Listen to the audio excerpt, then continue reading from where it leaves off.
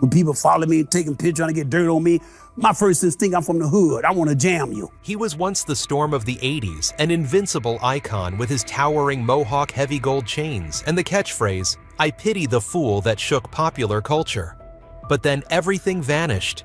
No more leading roles, no more spotlight, no more loud appearances. Just a sudden, mysterious silence. What really happened?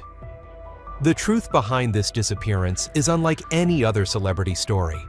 It has the power to shock you, to leave you bewildered, and it will surely change the way you remember Mr. T forever. So what was the real reason after all? From the Chicago slums to the heights of Hollywood, Lawrence Turode, the name the world would later know as Mr. T, did not have a rosy childhood. Born on May 21, 1952, he was the youngest of 12 siblings cramped into a small apartment in the poor South Side of Chicago. His father, a minister, left when he was just 5 years old. His hardworking mother single-handedly raised the large family through manual labor. Growing up in poverty and without a father's love, Lawrence developed a toughness, vowing that he had to be different, that he had to escape poverty in order to earn respect. In an environment heavy with racial discrimination, he witnessed black men who had risked their lives on the battlefield return home, only to be called the derogatory term, boy. That planted in him a burning desire. He would force others to respect him. At 18, when he had the right to vote, enlist, and take responsibility before the law, Lawrence changed his name to Mr. T. He explained, "When they call me Mr. T, they have to say, Mr., which means a grown man, a person worthy of respect." A bold decision reflecting defiance, but also a declaration of dignity. During high school, he excelled in sports. He was an interscholastic wrestling champion, played football, and studied martial arts. His athletic achievements earned him a college scholarship, but he was expelled in his freshman year at Prairie View A&M for indiscipline. Instead of collapsing, he looked for a new path. In 1975, he joined the Army, becoming a military policeman in the U.S. Army. There, he learned strict discipline and endurance, qualities that later proved valuable in his screen career. After leaving the military, he tried to pursue his NFL dream, but failed due to a knee injury during tryouts with the Green Bay Packers. With his sports career seemingly closed, he worked as a nightclub bouncer in Chicago. It was there that the persona of Mr. T began to take shape. Standing 5'10" with an imposing build and military police training, he took part in over 200 fights and never lost once. His ferocity made troublemakers think twice.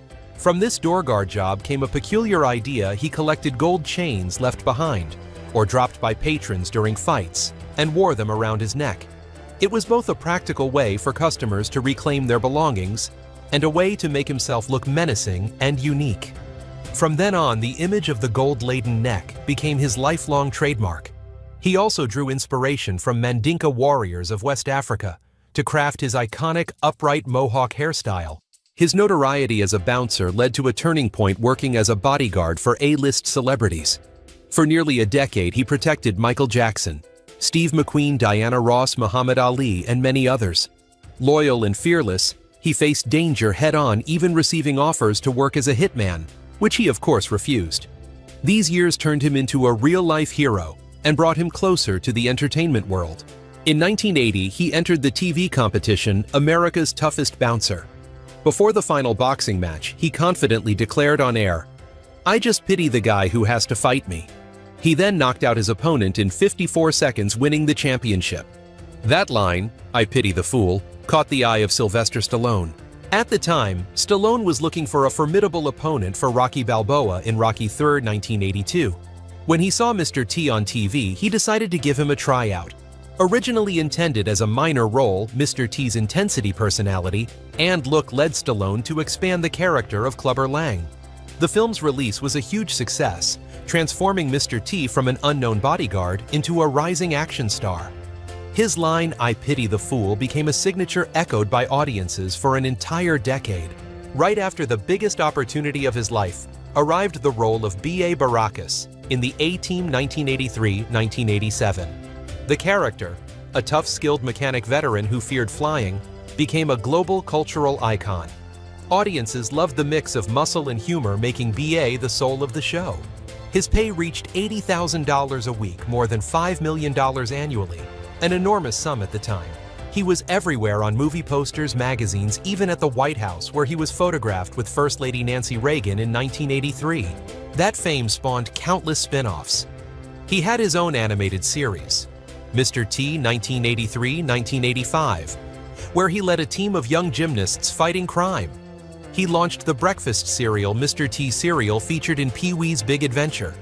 He released a life skills video, Be Somebody, or Be Somebody's Fool. 1984, and a rap album, Mr. T's Commandments, urging children to respect their parents and stay away from drugs.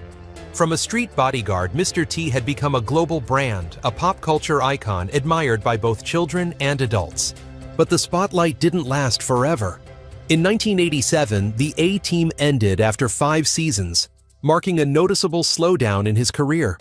He tried the series T&T 1988-1990, playing a reformed ex-convict investigating crimes. But it only lasted 3 seasons on a smaller scale without global impact. Meanwhile, Hollywood was changing. Audiences were gravitating toward new action archetypes: Arnold Schwarzenegger as the muscle-bound Terminator, Sylvester Stallone as Rambo, and gradually heroes with more psychological depth. One-dimensional giants like Mr. T were becoming outdated. His physical strength also declined after years of high-intensity work. By the late 80s, he made sporadic appearances in wrestling exhibitions, but could no longer maintain his former dominance. Minor scandals such as the 1987 uproar over cutting down more than 100 oak trees at his Lake Forest estate drew criticism and tarnished his image as a righteous hero. By the 1990s, Mr. T had nearly vanished from the big screen. He only took on small guest roles, commercials, or minor events. The blazing glory of Rocky and the A-Team had receded, leaving behind a long silence. Audiences began asking, where had the man who once shook the world gone? And why was he no longer in the spotlight? The answer would prove even more shocking than a career decline. During this very period, an invisible enemy quietly came knocking, forcing the Man of Steel to step away from the stage. But that is another story beginning in 1995. The cancer battle. The first shocking reason Mr. T disappeared.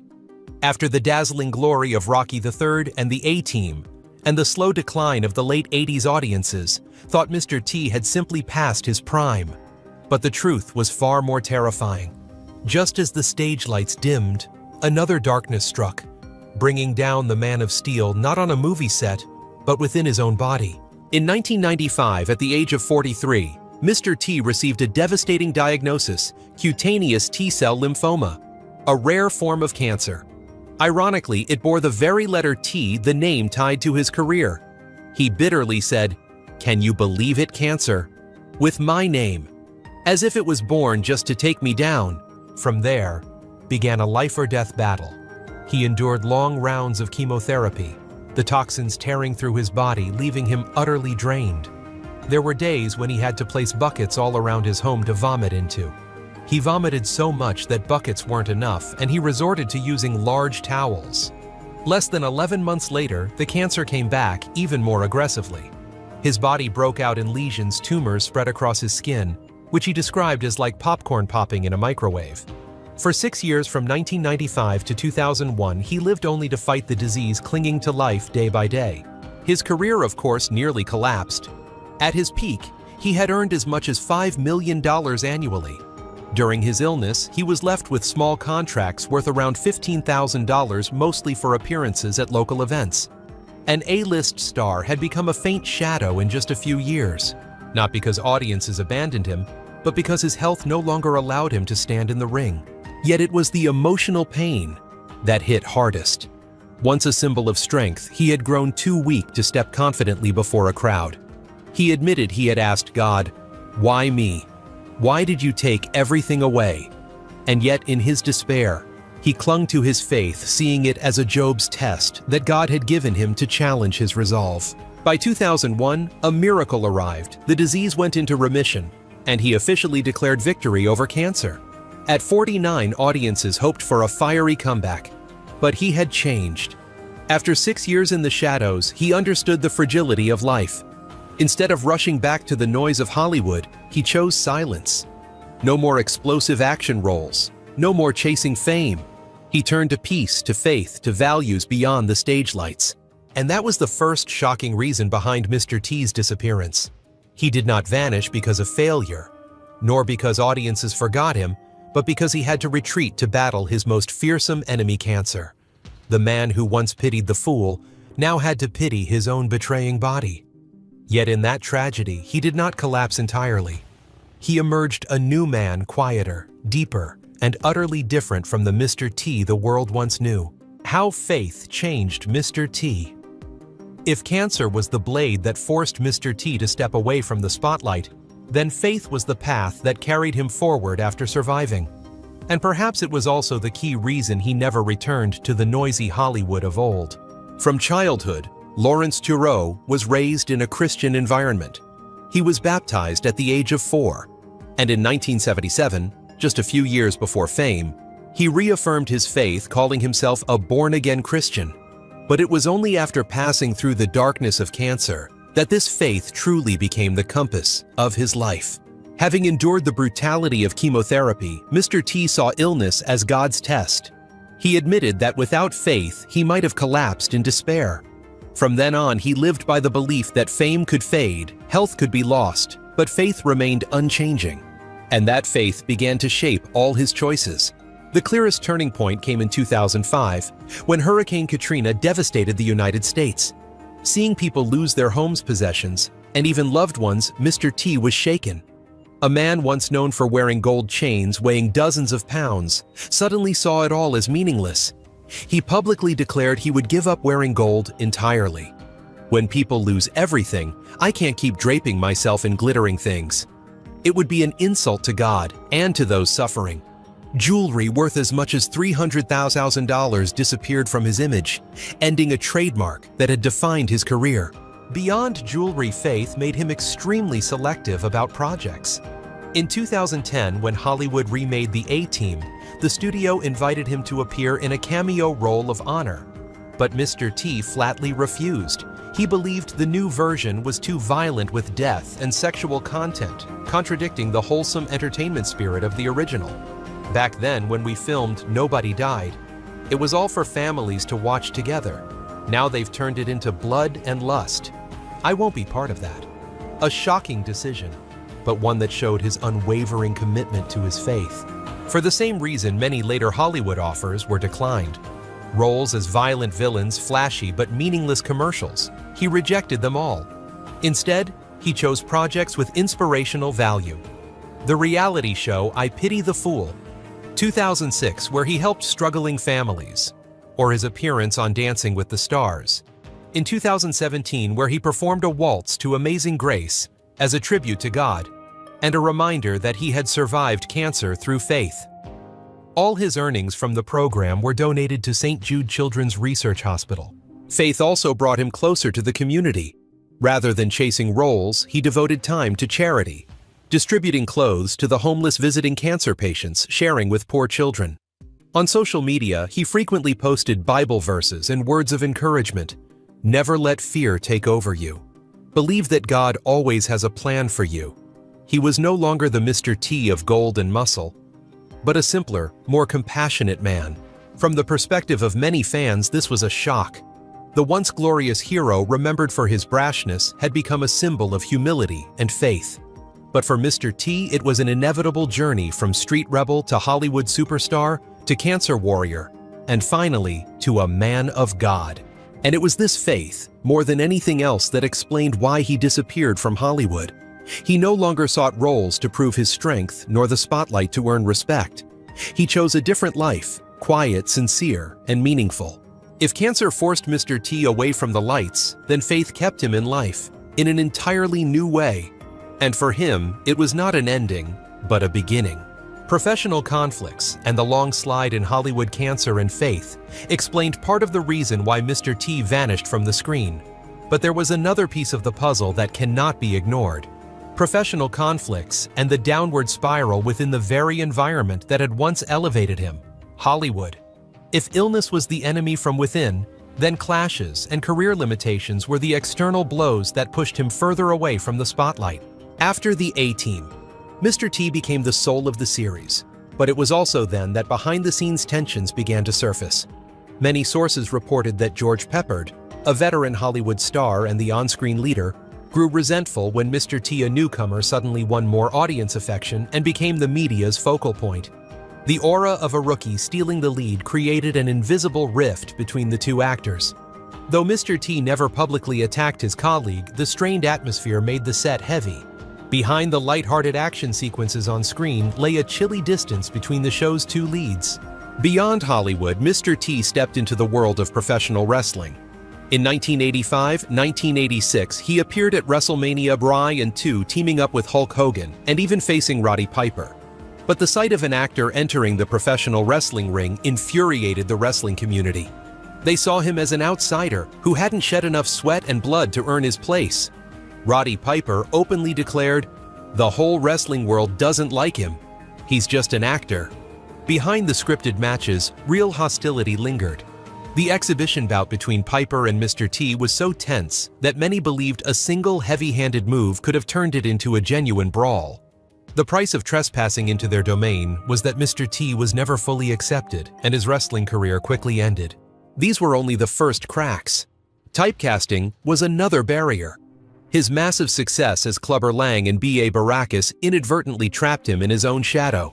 Hollywood producers could only see a tough, gold-laden brute with arrogant talk. By the 1990s, audiences had shifted toward more complex heroes or new action stars. Mr. T, by contrast, was boxed into an overly clear mold, and most offers he received were either for parodying himself or playing near-identical street-tough roles. He once bitterly admitted people didn't want to see Mr. T in another role. They just wanted Mr. T to play Mr. T again. For an artist craving broader recognition, that was crushing.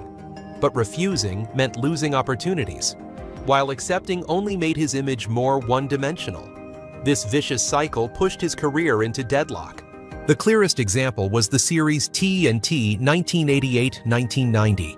He had high hopes it would reignite his career after the A-Team, with him starring as a reformed ex-con turned private investigator.